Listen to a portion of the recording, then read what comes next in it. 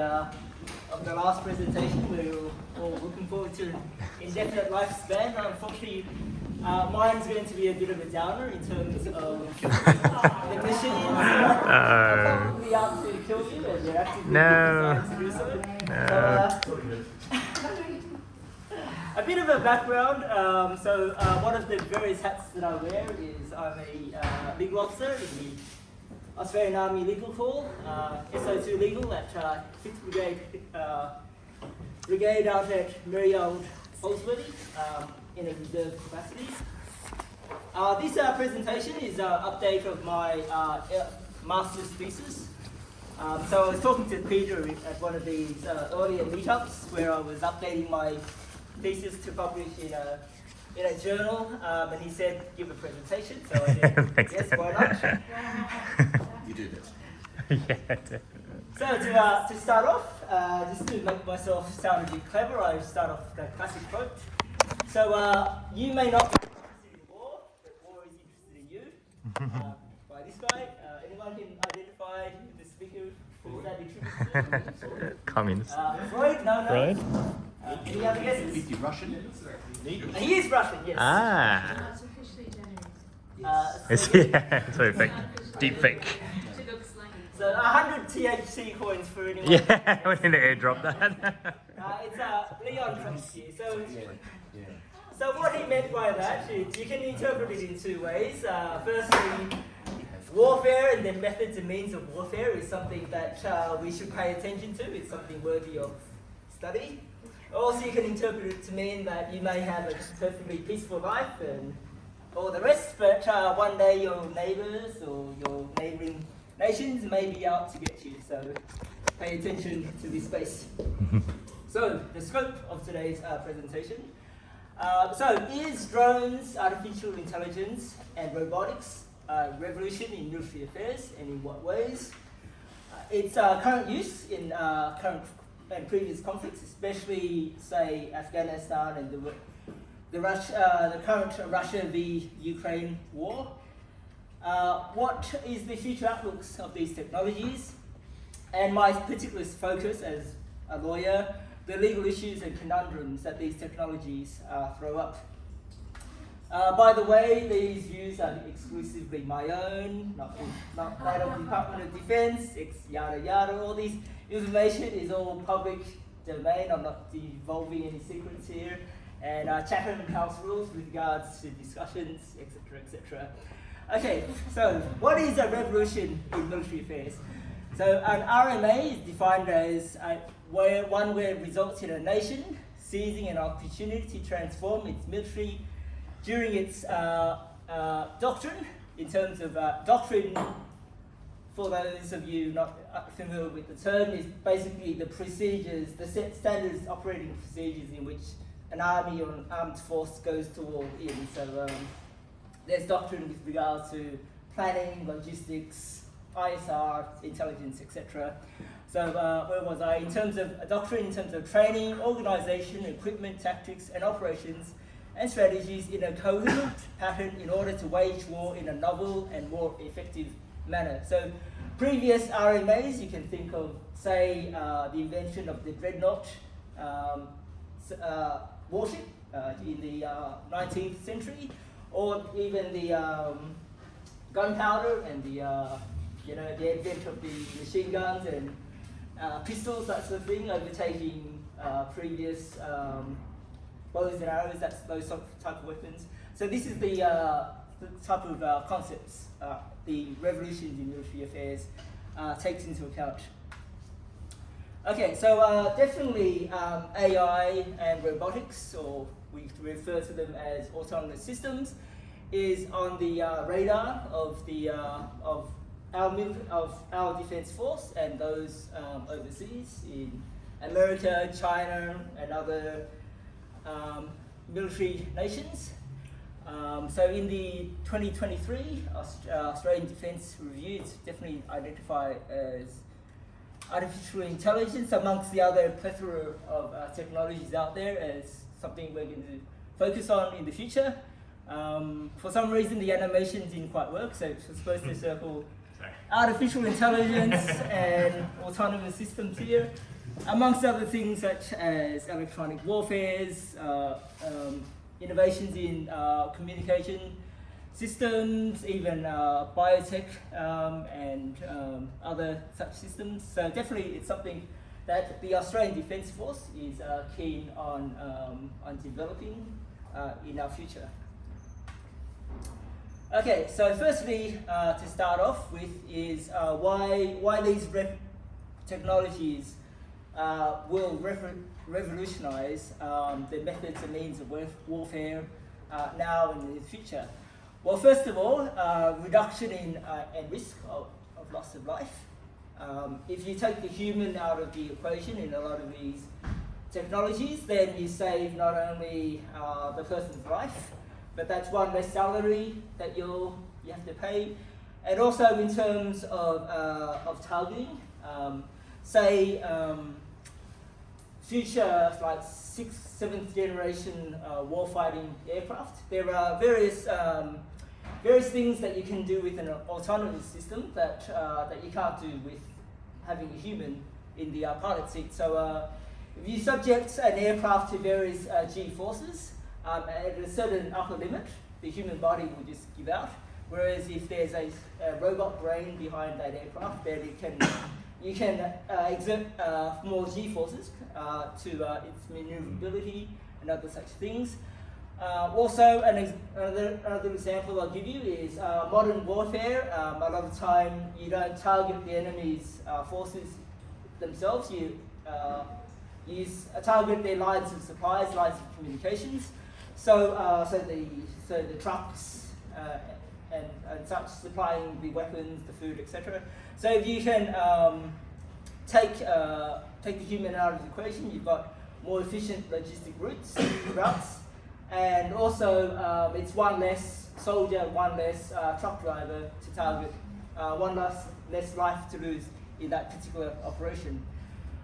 These systems can be more accurate and efficient in terms than regular soldiers. So, like a lot of artificial intelligence technologies, once it reaches human level, it quickly then surpasses human level. So think of chess or Go. Once the AI system was able to match the world's best chess player, the world's best Go player, it quickly then not only just stayed in place, it then developed a superhuman level of skill in terms of chess playing and Go playing, in that no human on earth could ever beat it. Same with this, when technology such as pattern recognition and identification of, say, remote intelligence data, once they can recognize patterns, images better than a human being, it just doesn't stay at that level. It's on that upward accelerated curve, and it becomes superhuman in its capabilities. These systems can require less infrastructure and logistics to support them than the cost of human soldiers. So the ratio of combat troops to other support personnel, such as logistics, medical, legal, chaplaincy, etc., it's something like 32:1. So for each one combat soldier you're putting in the field, you've got 32 personnel supporting that person in terms of equipping him or her, writing his last will and testament, which is what I sound quite a lot. I'm very much re-echelon, fortunately, and medical support and all that. So yeah, a robot obviously does not need a compensation plan. It does not need superannuation, medical support, chaplaincy services, etc. These systems can also be deployed in conventional or asymmetric hybrid warfare. The Ukraine, if anyone follows the Russia-Ukraine Special military operation. Yes. Well, I'm not. Unfortunately, we are not subject to Putin's censorship, so we can call it what it is. It's an invasion and a war of aggression, which is illegal under the UN Charter. The only thing stopping us, is that might is right in the international law. There's no international police to go after Putin, unfortunately. So the UN Charter really only works for small nations which has no allies. But for those larger players, the Security Council, they have the veto power, etc. So anyway, going off on a tangent there. If you look at the Ukraine v Russia war, these systems have been highly used and also highly innovated in terms of especially use of drones, where in terms of asymmetric warfare, being that a small force taking on a much larger force, you've got like $10,000 drones taking out $100,000 systems or multi-million-dollar systems. You've got use of drones, and I'll go into this in much further detail in later slides. You've got use of drones in ISR, that is intelligence, surveillance, and reconnaissance, in terms of replacing the traditional artillery spotter, in terms of putting that laser sight on the target to call in the artillery and that sort of thing. So certainly, well, it was a rhetorical question, but I think everyone, in terms of in the military space, do recognise that this is a fundamental shift in the way we conduct warfare, and it will continue. The innovation space of this will continue within foreseeable future. Okay, so focusing firstly on drones. So this talk is going to less focus upon the technology, which is like a 2-hour presentation in itself. It's going to be more of a discussion on, as I said, the legal and ethical conundrums that these technologies throw up at us, in terms of, especially in terms of the military is going to increase its adoption and use, and so what does that mean for us as citizens, as a species, as human beings? So, just to segment into focusing on each of these technologies a bit. So drones used. These are the current roles that, sort of a summary of the current roles that it's currently playing. So ISR, as I said before, battlefield coordination. So in terms of conducting your military operation, an organised force will always beat a ragged mob. So if the side that best coordinates its troops is mostly the ones that will benefit on the battlefield. Direct kinetic effects. So the drones being used in place of long-range missiles. So the problem with long-range missiles is they're detectable by radar, and they even have only a certain range. What you're finding in Russia-Ukraine war, for example, is that you can sneak in the drones in small parts, assemble it on site, and then just fly it off to the airfield, and then it taking out those strategic bombers, as has been on the news in the last couple of days. So and also having a smaller logistical footprint in terms of the missile, having to have missile ears and the other infrastructure that you can think of that is behind launching a missile, whereas these are like 4-man, 5-man operations going into Russian territory, setting up, taking out the target, and then banging out of there. So quite a smaller footprint, and in terms of finance, quite a cheaper way to do it. Asymmetric warfare, like a $20,000 or $10,000 piece of equipment taking out a much more valuable target, costing tens of millions or even hundreds of millions of dollars. And also, one thing that is overlooked is the psychological info ops effects of these things. So a lot of the footage we get of the battlefield these days is through drone technology. So if anyone, as I said, if anyone follows the war day to day through YouTube or through CNN, etc., a lot of the footage you see is through drone technology. So that has a psychological impact in terms of, say, for us as an allied nation of Ukraine, we can see that our equipment, our financial support is being well spent. It's not being completely wasted. And also, if you're on the other side as a Russian soldier or a Russian citizen, you get the real-time picture of what is actually happening on the battlefield behind that great wall of censorship that the Russians are trying to put up. Okay, what is this about? ISR. Okay, so this is just a further. I'm not going to spend too much time on this slide. Some further roles of the drones. So it creates a virtual panopticon.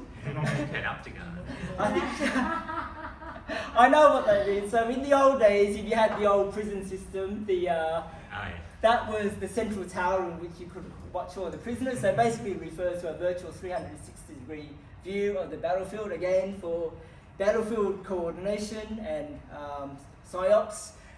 An unprecedented awareness of key information points on the modern warfare, again command and control, so the commander can see where his troops are, where the enemy troops are, and coordinate the battle accordingly.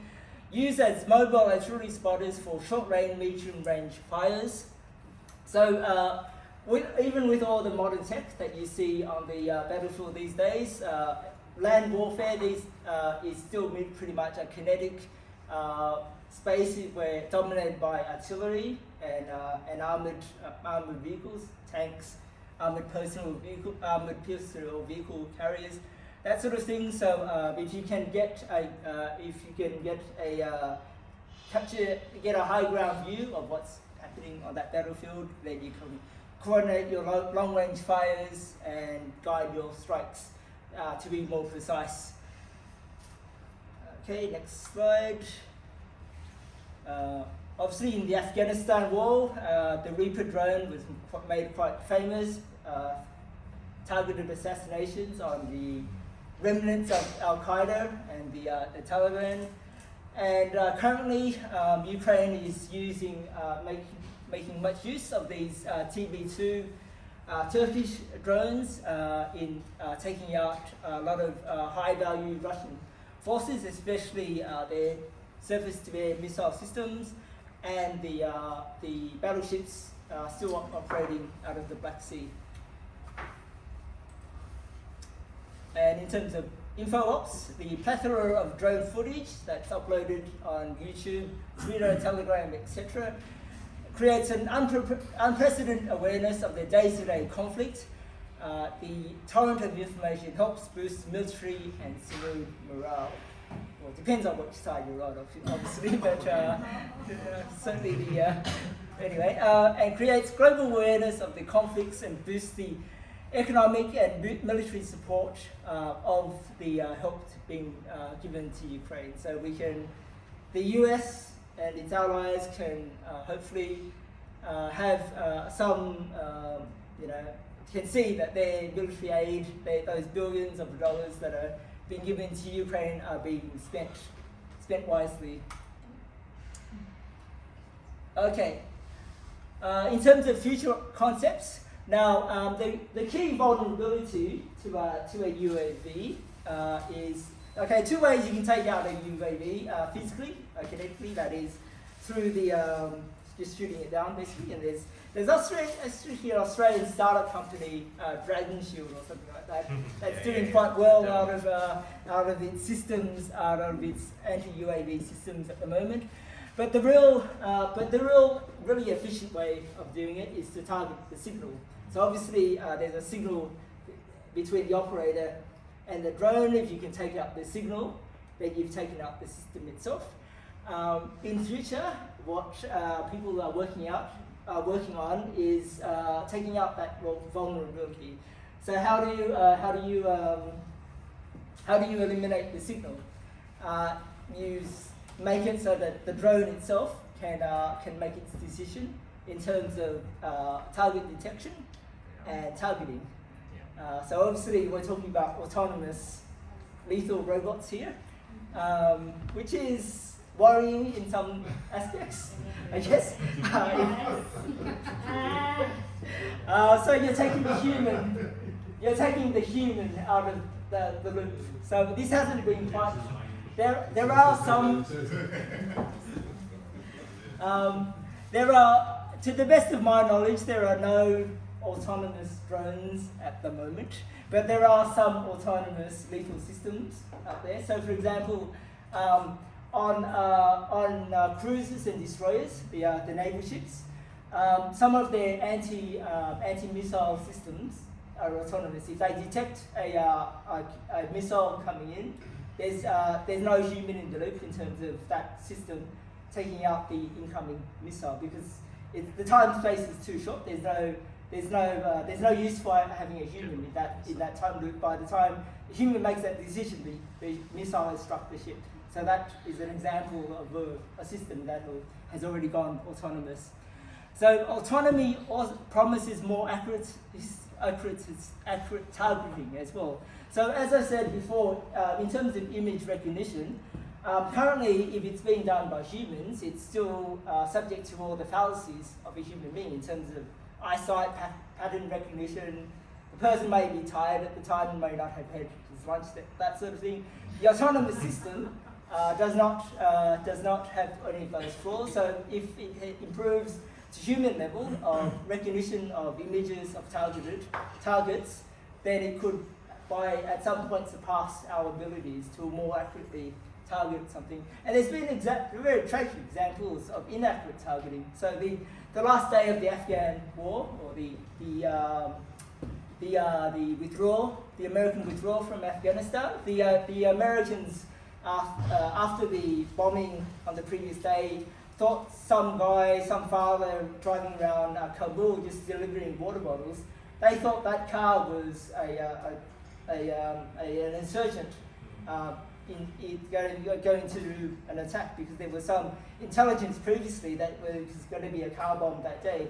So they took out that person who was just innocently, and the father, it wasn't only the father, he had 3 kids in the back of the seat as well. It's a war crime.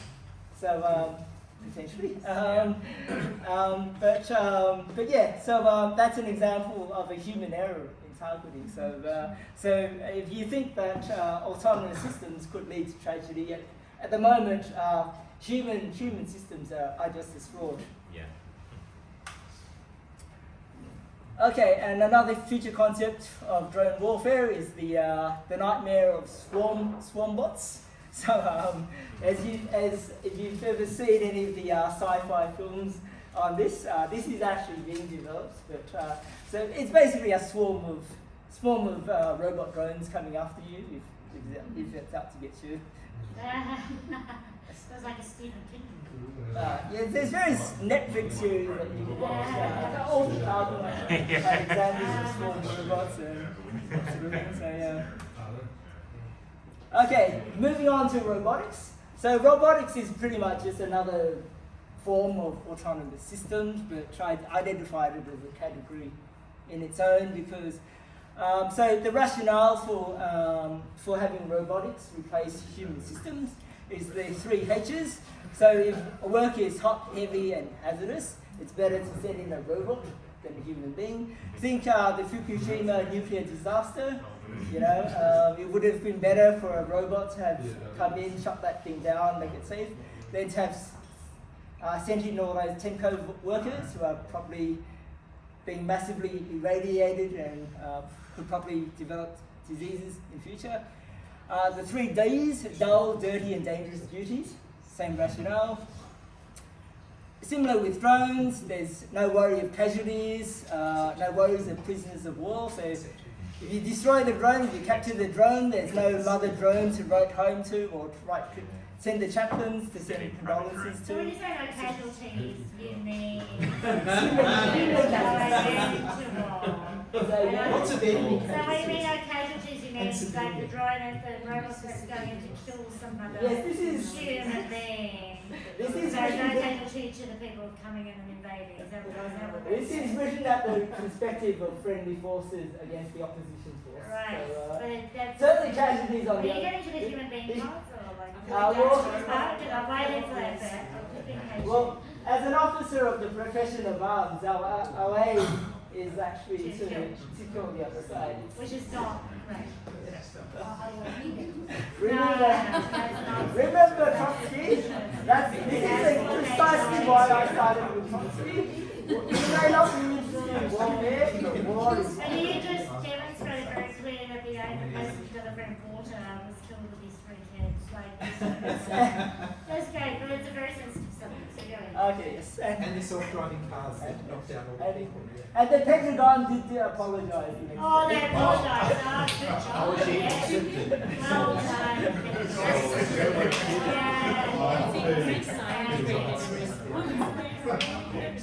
Okay. Moving on. Okay. So reduce public backlash. I think we will see that. You get drone footage of robots. Systems that are being used, especially in terms of, say, mine detection. They're even putting machine guns on these small rovers at the moment, as you can see. Extremely interesting stuff, as I'm sure everyone will agree. This really isn't the audience. This presentation. Oh my god. Before you move on though, Sam, Yes. just on that last slide, the general direction of warfare in America and Australia is being to light rapid infantry. Is that correct? Yes, exactly. But there's also always the danger, as we always have been told on our courses, that you're fighting the last war. So previously, we were being built for sort of like asymmetric counterinsurgency type warfare, like Taliban, Al Qaeda, etc. With war in Ukraine, we're now rediscovering the value of tanks, artillery, and other mass kinetic systems. So you don't know what future warfare holds. You can only make an estimate. Yes. Yes, it was a question. Yeah, what's the difference between the war in Afghanistan and this one? Okay, from your point of view, why there was this spike in technology, and what happened to the laws of robotics from Asimov? Yeah. One of them said Okay, it's quite a technical question, and this is my guesstimation, my sort of best guess at it is at the accessibility of the technology. Once the iPhone was invented, that led to, because of the miniaturization of electronics of the supply chain that the iPhone and the smartphones enabled, that then enabled virtual reality drones, and it just gets cheaper and more accessible. So previously you had to purchase $1 million drone. Now they're making drones out of cardboard. These cardboard companies one-use drones out of cardboard virtually now. Just sending it off. Paper airplanes. It's the sensors. It's not the airframe itself. It's the sensors that you put on the drones. That's been the innovation. Could more be fought purely with DJI cardboard. purely with drones. Yeah. Nothing else. That would be my hope. But on both sides, the machine gun was brought in to end the war quickly. But when they both got it, they could just kill more quickly. So I see a drone the size of a fly going over King Jong-un's head and just go boom, just C4 and It's very Westworld. But both sides will have it, so it'll be just much worse. Yeah, it would be far better in the future if we just send all the robots to drone. We could even, why not?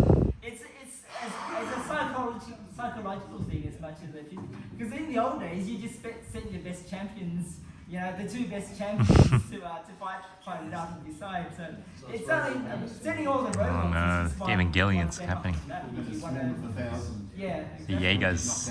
Yeah. Would that become that, hey, if the outside factory is pumping out all the equipment, then it would just be a matter of trying to get a missile to try to knock that factory or to knock all the means of production.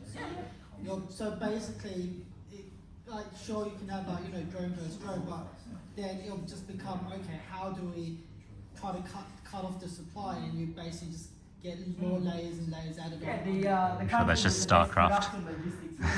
And in that case, why don't you just take it one step up in terms of comparing Excel streets? We're going to outproduce you and out. Spreadsheet wars. As in it's going to go from I'm gonna VLOOKUP you. That's it. Setting up their own families.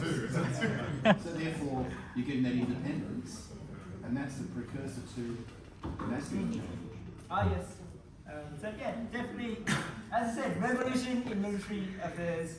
Okay, let's move on. I don't want to take up too much of your time. More about robotics. This slide will be available on YouTube or something. If you're I'll pop it up. interested. Yeah. Yeah. So Mm. yeah, hence the caveat at the start. Not that I can enforce cat and mouse rules on anyone. I don't think. But anyway. Privately. Yes. Privately. You've only met me last half an hour. I'll Okay. listen. Advanced. Okay, so the third leg of this is the AI, what we refer to as algorithmic warfare.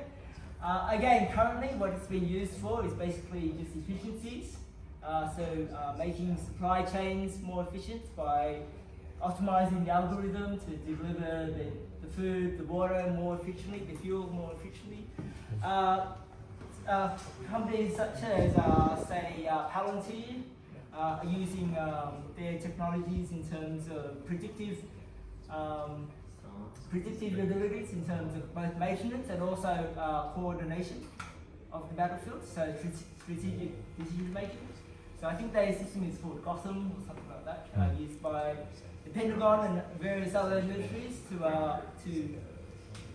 help get that real-time picture of the battlefield. In future, on the previous two, do you feel they're using advanced AI or like regenerative? well, certainly Silicon Valley is the Googles and the Microsoft are the leaders in this, and the military just plays catch up. So you don't have your best and brightest working for the Pentagon, that sort of thing. But eventually they co-opt contract and get access to these things. Most of those maintenance systems are just sort of 1980s style predictive analytics. Yes, so yeah, that's the lower end. That was just examples of the lower end of these algorithms, but the higher end is the Palantirs and the other battlespace systems that are being rolled out.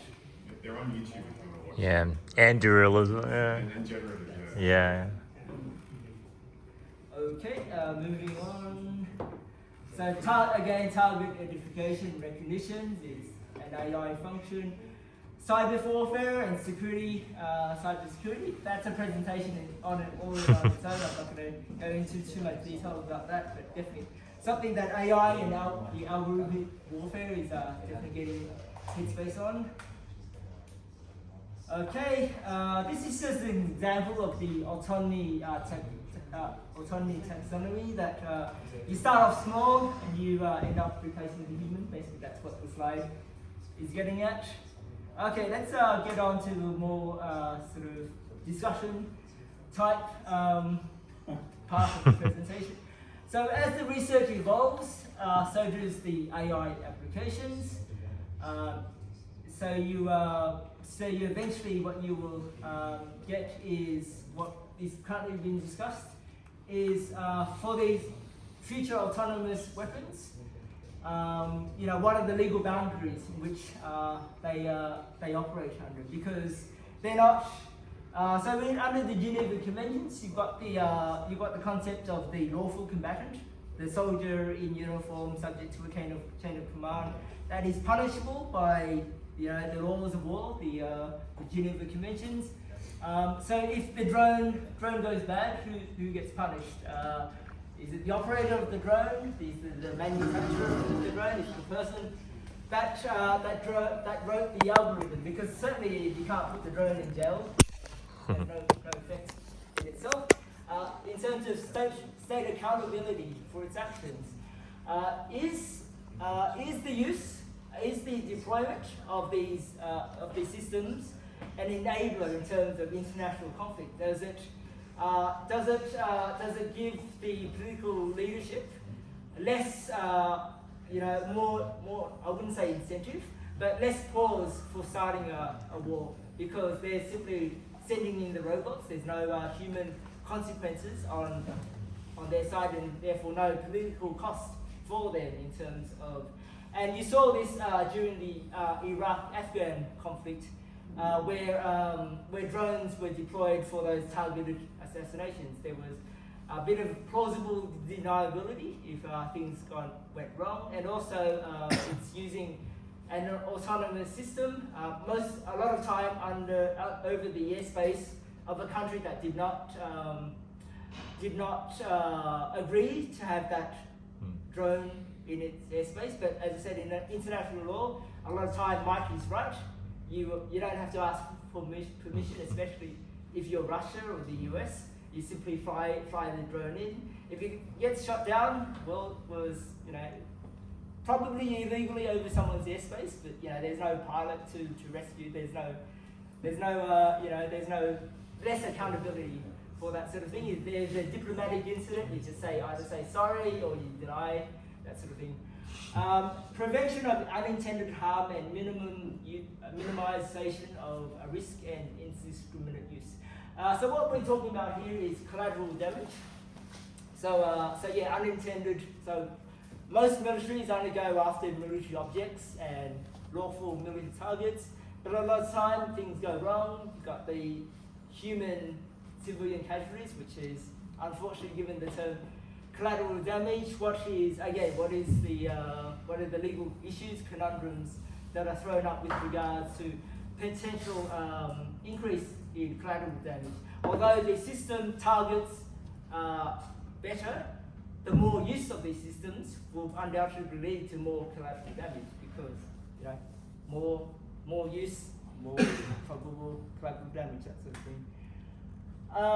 Some of the things that I addressed in my paper with regards to this is the importance of clearer rules of engagement when using these systems. So rules of engagement are basically code of conduct in terms of operations, that is, a distillation of Geneva Conventions and the type of operation you're operating. So, and it gives orders for use of force. So you're authorized to use force for X, Y, and Z up to a certain level. So if you give clearer rules of engagement in terms of higher levels of authority to engage, then that could reduce collateral damage. That is, if you're targeting something and you estimate, say, 100 collateral damage, then only 500 human beings. Considered Surely, irrespective of what uniform that is. Well, Yeah. collateral damage only refers to civilians. If you're in a warfare situation, the more enemy civilians that you can take out, that is your job as a military officer. So they had algorithms that would have a guess at the collateral damage. Yes. Right, and then make a decision of go or stay, and they have to draw a line. What was acceptable death and what was unacceptable? Yes. What happened if one side was following the Geneva Convention and the other side wasn't? It doesn't matter if the other side doesn't follow Geneva Convention. It's Australian policy that we follow Geneva. We've ratified the treaty, and it's part of Australian law, so we always follow Geneva Convention, no matter what the other side does. We try to. So there's no talk of a treaty regarding autonomous. There is talk, and that's it. That's in the next slide. So yeah, these things. How does this apply to the missiles you were mentioning earlier that are already? Which missiles? The destroyer ones, the ones that are already human output. But those are only short-range systems deployed on ships that for detecting incoming. So the incoming object has to be at quite a high velocity for it to activate. So you couldn't run at it and have it activate. It has to the object coming in has to be at hypersonic speed for that to activate. So what justifies that not having a human oversight? Because the time space in which you have to react to a hypersonic missile coming in at the ship is superhuman. How would that be written legally? It's all defense technologies are subject to DSTO oversight. That is, Defense Science and Technology Organization signs off on all the systems that we operate under. So there's always regulations as to all the equipment that we operate by the DSTO. Because it's picking up missiles. It's a defensive technology as opposed to offensive. Yes. So you're not choosing to attack people. You're defending a system against incoming attacks. So it's quite nuanced. I was just going to say it's nuanced language. As a counter to all of this, surely the only way of countering the drone or a swarm is with lasers. Are you part of that deal too? Or not? Okay, I think I'm going to begin the wrap up here, but thank you for your attention, and I Good job, Tran, on the way out before the drinks, though. Next up. Yeah, that's okay, no, we'll get some more, you guys want to do one more break before Luke jumps on? Just a quick bathroom break. There's some more beers here on the table. I'll set this up. But yeah, Luke Tran will be presenting next on the break. You know, facing the beer.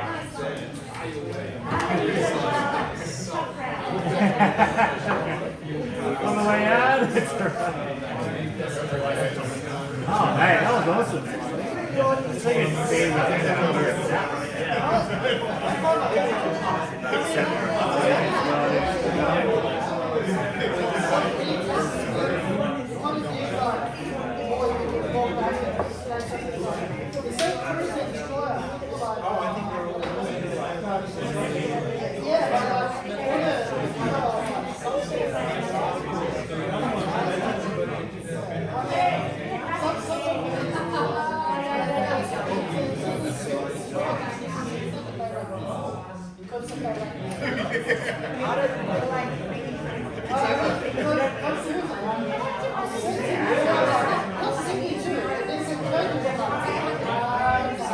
Here's the wheelie thing.